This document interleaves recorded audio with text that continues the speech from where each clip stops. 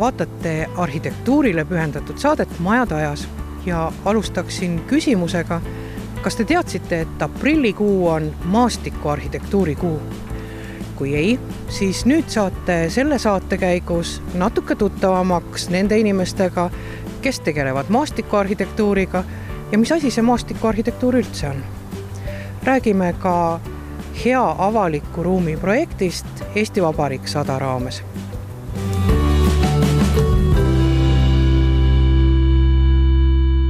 Aprillikuu on kuulutatud maastikuarhitektuuri kuuks. Räägime natuke sellest. Ja see on juba 8. aastat rahvusvaheline maastikuarhitektuuri kuu ja selle aasta teemaks on märka. Ja see eelkõige tähendabki seda, et märka, et tegelikult meie keskkonda kujundavad maastikuarhitektid või märka, kui seda maastikuarhitektid ei tee, et rohkem tähelepanu tõmmata just maastikuarhitektuurile ja arhitektidele. Märgatakse linnaarhitekti eelkõige või linnamaastikuarhitekti eelkõige siis, kui tuleb vaidlus mingite puude säilitamise või siis haljastuse ja lahenduse osas, et tihtilugu on meil probleemiks need, et need lahendused, mis sisse tulevad, näiteks me menetleme siin Keskkonnaametis ka detailplaneeringuid ja siis ehitusprojekte, et need haljastused ei ole tehtud nagu läbimõeldud, et tegelikult on väga hästi joonisele vaadates näha, kas maastikuarhitekti on projekteerimismeeskonda kaasatud või mitte. Et võib-olla see paljudele tundub, et kuidas nii, aga tegelikult on see, et kas on läbimõeldud lahendus või mitte, seda on kohe näha. Ja pigem on meil Eestis, kuna see on niivõrd värske eriala, siis on see kaasamine on ja koostöö on vähene. Et Soomes on läbi viidud üks uuring, mis näitas väga selgelt, et kui haljastuse on projekteerinud professionaalid, maastikuarhitektid, kui selle on rajanud maastikuehitajad, keda just spetsiaalselt koolitatakse haljastuse ehitamise peale ja seda hooldavad aednikud, siis kinnisvara hind tegelikult sellest ainult tõuseb ja müügiperiood tegelikult lüheneb. Ehk siis me võime käsitleda haljastust kui investeeringuna, aga meil on ta kuidagi ikkagi nagu kohustus mingisugune, et kui sul on planeeringus mahutada ära, et hoone on nii palju kortereid, nii palju parkimist, ma saan nii palju teha, et siis see haljastus on kuidagi selline teisejärguline. Teie olete Tallinna maastikuarhitekt. Mida üks maastikuarhitekt Tallinnas teha saab? Maastikuarhitekt tegeleb Tallinnas, Tallinna linna piiris siis sellega, millega maastikuarhitektid üldiselt tegelevad. Ehk siis hoonete vahelise ruumiga. Et see hõlmab endas tänavaid, parke, kogu meie elukeskkonda ja seda kõige laiemas mõttes. Olen nõuga ja jõuga toeks erinevates projektides, koostanud Tallinna kogu meie elukeskkonnale haljastusele tegevuskava, korraldame koostöös koolitusi, et meie eriala spetsialistidele tõesti anda ka neid innovatiivseid teadmisi, uusi suundi, väga palju erinevaid projekteerin ka ise, väikest viisi, väiksemaid projekte, töötan välja erinevaid kontseptsioone. Viimane suurem kirjatöö oli võib-olla ka rohelise pealinna taotluse 3. peatükki siis kokku kirjutamine. Aga kes üldse on maastikuarhitekt? Kuidas maastikuarhitektiks saadakse? Maastikuarhitektiks saadakse ülikoolides, et see eeldab vähemalt siis 4-aastast kõrgharidust. Et varemalt oli meil siin 4 aastat, nüüd on 3+2, ehk siis praegusel ajal me eeldame magistrikraadi olemasolu, et siis sa võid ennast nimetada maastikuarhitektiks. Ja see eeldab tegelikult, et sa tead ühteviisi hästi arhitektuuri, selle ajalugu, linnaplaneerimist, selle ajalugu ja ka taimmaterjali. Et meid eristabki võib-olla arhitektidest see, et meie teame ka keskkonnast ja taimmaterjalist palju. Et selline hästi laiapõhjaline eriala eeldab palju teadmisi, et teha õigeid otsuseid. Palju Eestis maastikuarhitekte on? Teil on ju ka oma liit olemas. Seal on küll liikmeid pea 70, aga maastikuarhitekte on tegelikult koolitatud minu alates 96. aastast. Nii et tegelikult ta väga vana eriala siin Eestis ei ole, et eelnevalt on arhitektidele antud lisakursuseid, et tegeleda maastikuga. Et seetõttu meid väga palju ei ole, küll aga piisavalt, et seda Eesti maastikku kvaliteetselt kujundada. Tallinna linnas praegu algas töö Tammsaare pargi uuendamisega. Mis sellest siis, milline suurejooneline park sellest Tammsaare pargist tuleb ja miks seda üldse ümber hakatakse tegema? Kõike meie keskkonnas on vaja aeg-ajalt remontida, kui materjalid natukene väsivad, eks me teeme seda kodus majagagi, ikka värvime ja sätime kogu aeg. Et täpselt samamoodi on ju pargiga, et lihtsalt see on natukene väsinud, on meil Tallinnas väga olulise asukohaga park ja vaja on seda rekonstrueerida, et on vaja parandada valgustust, on vaja parandada kõnniteede olukorda. Kindlasti on meie elukeskkond muutunud ümbritsevalt ja see eeldab ka pargis erinevate teistsuguste funktsioonide sisse toomist. Ja selle pargi rekonstrueerimine on tegelikult juba alganud ju aastal 2012, kui selgus võidutöö võistlusel, kujundusvõistlusel.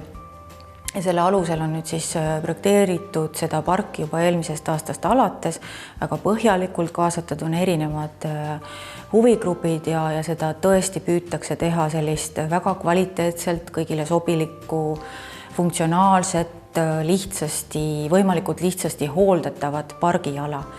Et sinna funktsionaalsusest tuleb juurde siis selline Viru Keskuse poolne väljakuala, kus on võimalik võib-olla sellist lärmakamaid üritusi läbi viia, kontserte korraldada, luuakse eeldused lava paigaldamiseks. Keskne osa saab olema selline natukene võib-olla romantilisem ja vaiksem koht, kus mõnusalt piknikku pidada, istuda. Ja siis Estonia teatri poolne osa, sinna luuakse siis võimalused mugavalt erinevaid turgusid pidada. Et selline funktsionaalne jagunemine. Ja haljastuse poolest me üritame kasutada ära kindlasti ajaloolisi liike, mida seal on eelnevalt kasvamas veel, kuid on halvas seisus, me siiski püüame neid säilitada, samas paljundame seda sama materjali, et nagu sellist järjepidevust tagada. Samas kasutame me moodsaid materjale, võib-olla mõtteid, et Estonia poole on praegult projekteeritud selline metsaaed, mis võib-olla natukene on ehmatav. Samas, kui vaadata, kuhu liigub meie maastikuarhitektuur, meie kujundus, see ongi selline looduslähedus, liigirikkus ja hoolduse poolest ka, et tegelikult me ju teame, et muru kui selline on liigirikkuse poolest kõrb. Et mida mitmekesisem, seda mitmekesisemad on meie emotsioonid sellest maastikust ja ka meie elukeskkond on, kui kõige pisematel putukatel on Tallinnas hea, siis on meil ka hea elada. Me oleme rääkinud Tallinna peatänavast ja Tammsaare park on nüüd täpselt sinna peatänava enam-vähem keskpaika asetuv. Kuidas selle peatänavaga lood on? Praegu on Tallinnas nagu super aeg olla maastikuarhitekt, et nii palju on võimalus kaasa rääkida sellistel suurtel muutuste osas, et ka selle projektiga on meie poolt, Keskkonnaameti poolt sisend sinna, et milliseid väärtusi peaks nagu säilitama ja millele tähelepanu pöörata. Ja loomulikult, et mujal maailmas on see kuidagi saanud juba selliseks elementaarseks, et tehakse selliseid suuri muutusi, kus ei keelata kõike ära, et autoliiklust me ei keela ära, see jääb, kuid lihtsalt selle ruumi kasutus jagatakse ümber ja ka Jan Keel, kes on tuntud arhitekt, maastikuarhitektuurist kõneleja, kes räägib, et aeg on ümber selliste väljakute tegemiseks, kust kopteri pealt on ilus vaadata, aga kui sa seal väljakul inimesena kõnnid, siis see on tühi ja kõle ja sa ei taha seal viibida. Et me räägime hästi palju peatänavaga seoses mõõtmelisusest ja inimkesksusest. Et see ruum võetakse kiiresti seda ruumi läbivatelt autodelt ära mõnes mõttes ja antakse võib-olla jalakäijatele, seal kõrval olevatele äridele rohkem kasutusse, et see oleks üks mõnus ubane linnaruum. Ja tegelikult ka teine projekt, mis nüüd peatänava pikenemine veel Admiraliteedi basseini poole, et kui need suunad saavad selliselt mõnusad jalakäijate ruumid, siis Tallinn on teinud ühe tohutu elukeskkonna kvaliteedi hüppe edasi. See peatänav põhiliselt ühistransport ja jalakäija, aga jäävad ju sellised tuiksooned nagu Sõpruse puiestee, aga sinna kavatsetakse lilleilu sättida, kas siis nüüd autosõitjatele või kuidas lihtsalt vaatamiseks ilus? See Sõpruse puiestee on tegelikult üks osa suurest kontseptsioonist, et kuidas Tallinn võiks tähistada rohelise pealinna tiitli saamist, et kui me selle saame 2018. aastal, et siis me oleme mõelnud ja välja töötanud mõtte, et kui me võtame, et me linna südant nimetame ikkagi linna südameks ja see on vana linn, siis ta näebki välja suhteliselt südamekujuline. Ja need 4 tuiksoont, mis põhiliselt siis linna sisse suunduvad on siis Sõpruse puiestee, Paldiski maantee, Laagnade ja Pirita. Et nendega peaks nagu midagi peale hakkama. Siis alustame me Sõpruse puiesteest, kus kõige raskem on just, et see ala on väga kitsas ja me räägime seal Räägu tänavast alates, siis sinna ehitajate tee poole sõitvast alast, kus keskel on praegu muru. Ja sinna me oleme siis projekteerinud pea 3500 ruutmeetrit haljastust. Pea 4000 roosi tuleb istutamisele, 7000 püsilille ja 70 000 sibulat, mis siis sügisel maha pannakse. Ja selle Sõpruse puiesteega me tahaksime 1. juunil istutada koos õpilastega need rooside püsililled. Ja just seetõttu, et ka nemad saaks siis käed mullaseks ja samas on väga oluline, et kui inimene teeb avalikul alal midagi või ka oma kodus istutab midagi, siis justkui seob teda selle kodukohaga ja ta oskab seda võib-olla rohkem väärtustada.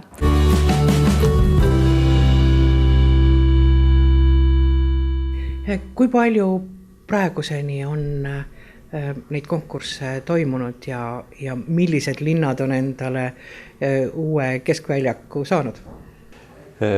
Toimunud on 10 erinevat arhitektuurivõistlust. Kõige esimene toimus meil Põlvas, kus linnas tegelikult ei olegi nagu sellist konkreetset kohta, mida võiks keskväljakuks nimetada ja kusagil 10 aastat tagasi oli seal üks arhitektuurivõistlus, kus planeeriti seda keskväljaku ala, aga paraku selliseks mõtteks see jäigi.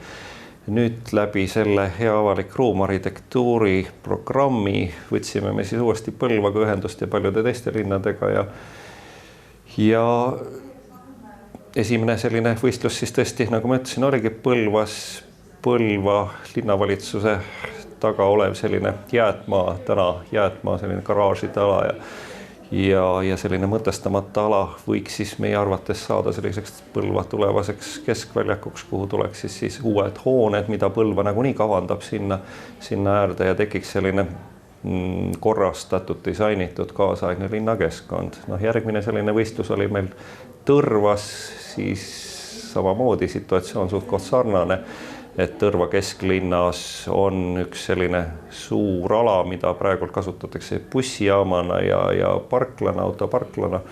Tänase päeva seisuga on pigem Eesti väikelinnade selline mure on see, et kuidas neid lahkuvaid elanikke nendes linnades hoida, nii et tegelikult need prioriteedid on nagu mitte enam selle laienemisel, vaid pigem et kuidas peatada see kahanemine, kuidas võistelda siis nende paari sellise tõmbekeskusega Tallinn-Tartu, et säilitada oma elanikkond ja üks selline võimalus, kuidas siis tõepoolest seda inimest sellises Eesti väikelinnas kinni hoida ongi just see elukeskkonna kvaliteet, et kui see elukeskkonna kvaliteet on selline, mis tagab sellise aktiivse sotsiaalse elu, tagab teenused, tagab võimaluse ennast mõnusalt veeta, tuttavatega suhelda,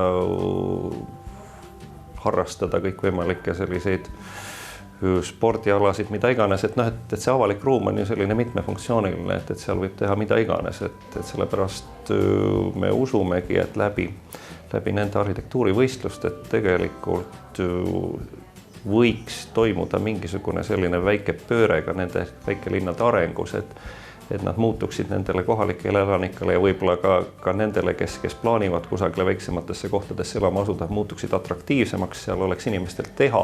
Et üksi sellest vast ei piisa, et me loome nendesse väikestesse kohtadesse uusi töökohti, mingit tööstust või midagi sellist, kui inimesed ise ei taha seal nendes väikelinnades elada, et nad pigem vaatavad nendesse tõmbekeskuste poole, kus on tunduvalt atraktiivsem kogu see keskkond.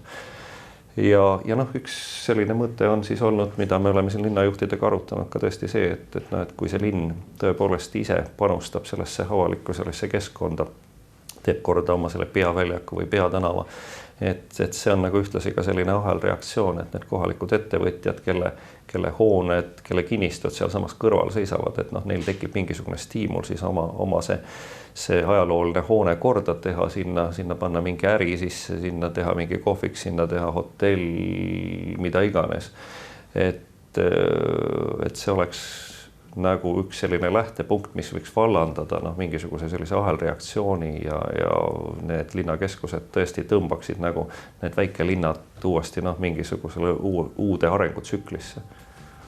Kas nüüd nende olnud konkursitega saab ka mingisuguseid trende välja tuua, et kas need võistlustööd on kuidagi suunitlusega ühele poole, teisele poole, mis iganes võiksid olla need trendid?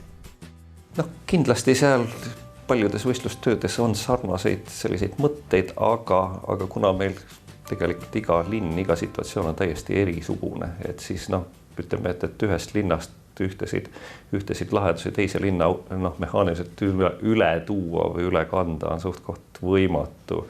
Et pigem ikkagi ja ka need mõõtkavad ja ka probleemid on linnadel äärmiselt erinevad, et näiteks võtame kas või selle Valga linna, kus tegemist on oli meil võistluse alaga, mis on Valga kõige ajaloolisem osa ehk 8. kvartal.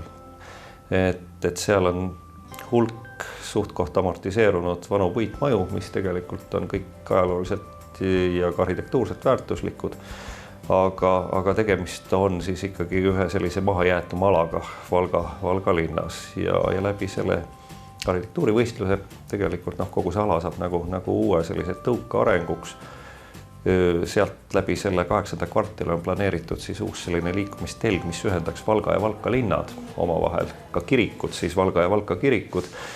Tekiks selline promeneerimise telg kahe linna vahel, aitaks ühendada need linnad üheks tervikuks ja samas annaks tegelikult stiimuli ka nende ajalooliste puithoonete korrastamiseks, ümberehitamiseks, sinna funktsioonide leidmiseks. Kõik see, mis täna, ütleme nii, et arendajatel on väga raske seal midagi teha, kui seal ümberringi on selline jäätmaa.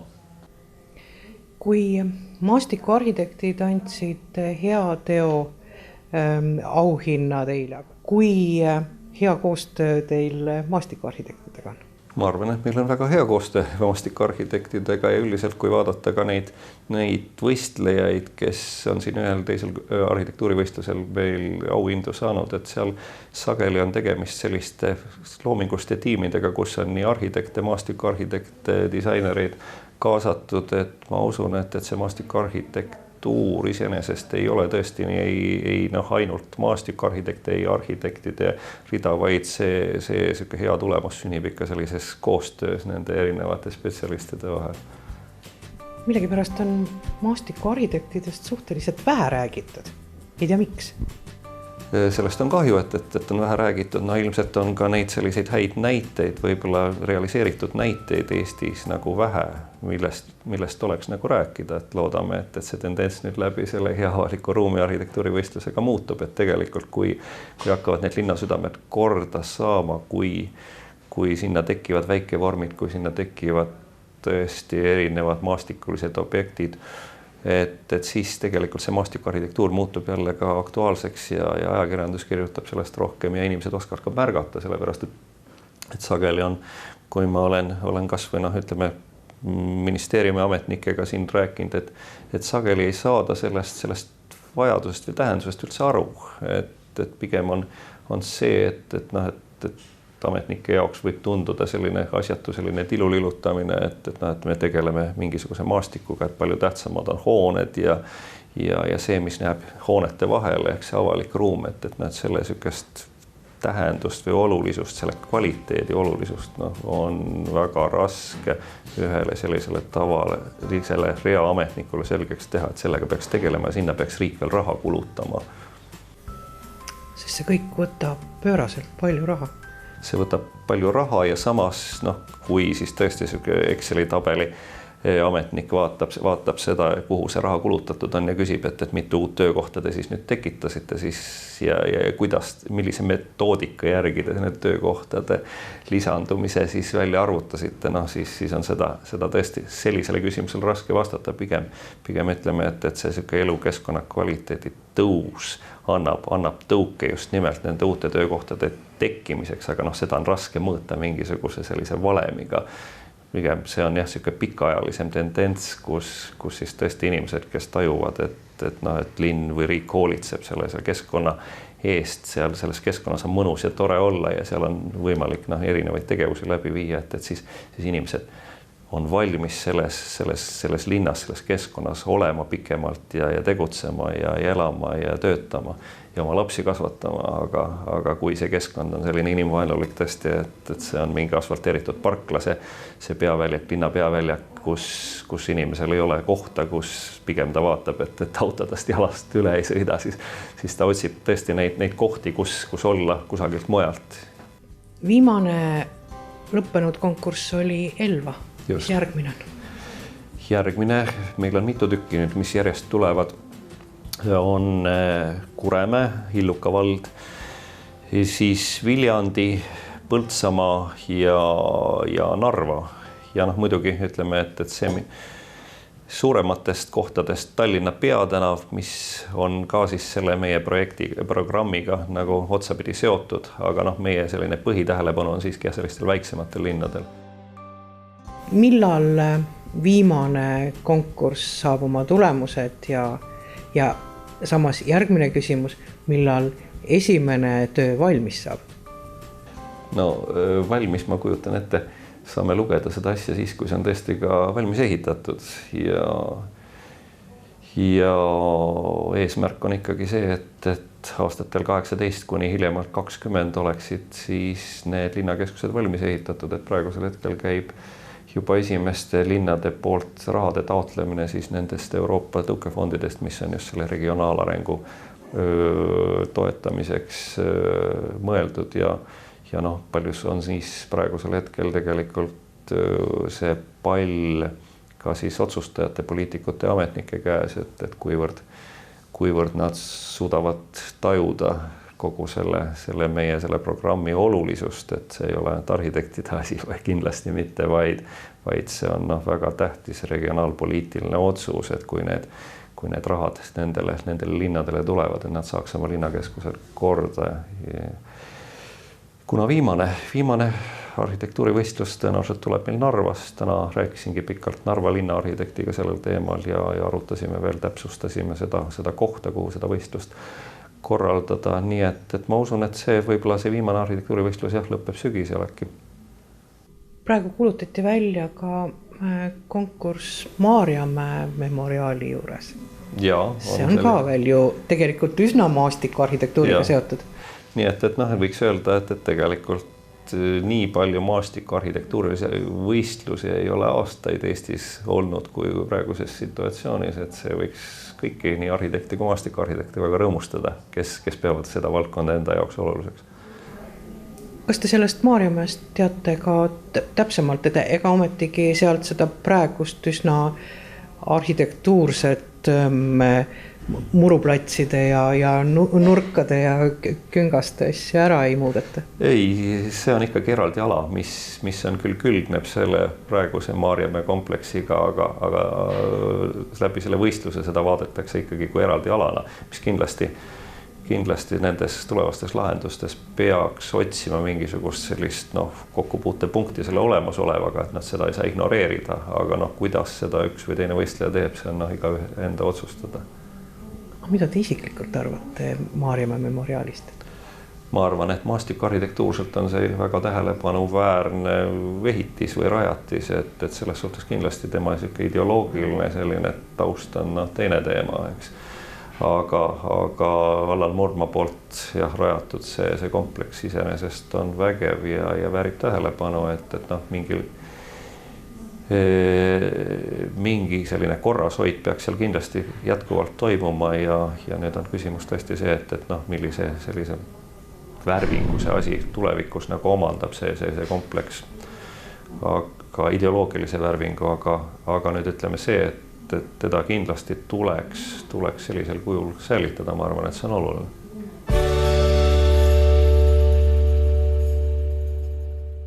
Eelmises saates tahtsime teada, millal avati panoraamkino Kosmos. Vastuseid tuli päris palju, kõik neist olid õiged ja nüüd vaatame, kes saab kinoraamatu. Nii. Andres Lõo. Andres Lõo, suur õnnitluste sülem teile ja raamatu saate kätte Arhitektuurimuuseumi infoletist, Arhitektuurimuuseumi lahtioleku aegadel. Aga nüüd veel tähtsam, selle saate küsimus, milline oleks? Selle saate küsimus oleks siis, et ekraanil esitatud foto, et millise linnaväljakuga, Eesti linnaväljakuga on tegemist ja vihjana võib siis öelda, et see linnaväljak on ka üks osa siis Hea avalik ruum programmist ja praegusel hetkel käib avalik arhitektuurivõistlus selle linnaväljaku ümberkujundamiseks. Kõik, kellel see vastus teada, saatke meile vastused majadajas@tallinnatv.eu ja kohtume juba järgmises saates.